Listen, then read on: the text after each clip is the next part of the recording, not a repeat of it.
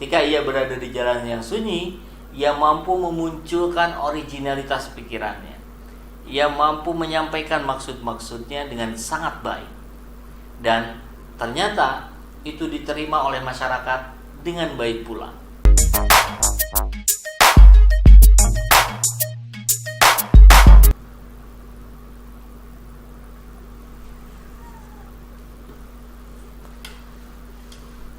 Emang gak ada habis-habisnya kalau kita bahas sosok yang satu ini.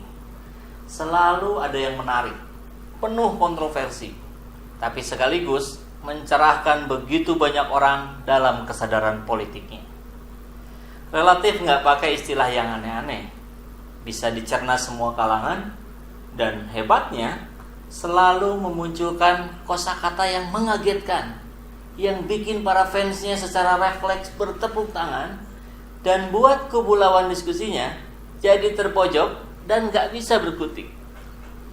Saya akan bahas statement-statement cerdasnya beliau. Kali ini tentang statement yang berbunyi, sunyi itu bunyi yang sembunyi. Rocky Gerung memaknai kata sunyi itu memang gak seperti kebanyakan orang yang mengidentifikasikannya dengan nuansa kesendirian, keheningan, dan kesenyapan tanpa suara sama sekali. Kata sunyi baginya bukan berarti nggak ada bunyi sama sekali. Bunyi itu sebenarnya ada, bahkan selalu ada. Kita lihat bagaimana binatang-binatang tertentu bereaksi ketika akan ada gempa atau tsunami, mendahului kemampuan manusia mengetahuinya. Ya, karena binatang itu mendengar bunyi yang tersembunyi dari pendengaran manusia. Atau misalnya ketika kita sedang diam sendirian, kerap ada bunyi suara dari dalam hati yang bicara. Pernah ngerasain kan? Atau bahkan saat sedang gak ada yang dipikirin sekalipun, kita tetap mendengar ada desir angin, kepakan daun, atau yang sekedar tiba-tiba ada dengungan yang terngiang di telinga kita. Terus gimana biasanya yang terjadi pada kebanyakan orang ketika mendengar bunyi-bunyi yang gak pengen didengar, atau yang kitanya gak ngasih atensi sama bunyi itu? Ya, kita mengabaikannya. Kita menganggapnya bunyi itu gak ada.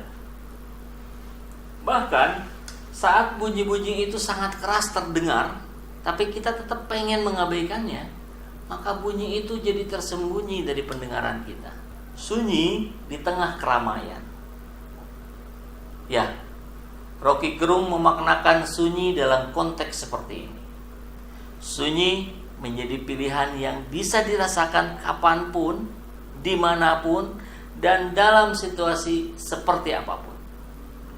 Dengan memilih jalan sunyi, artinya Rocky Gerung memilih untuk mengabaikan suara-suara lain. Setelah menyampaikan kalimat sunyi itu bunyi yang sembunyi, Rocky Gerung menyambungkannya dengan kalimat kurang lebih, semakin berisik bunyi itu, saya semakin sunyi.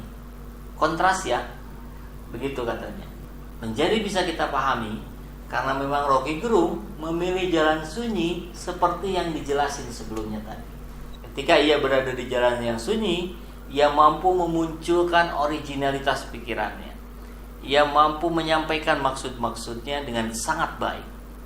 Dan ternyata itu diterima oleh masyarakat dengan baik pula. Tentu terlepas dari pro kontra yang terjadi. Nah, apa yang bisa kita pelajari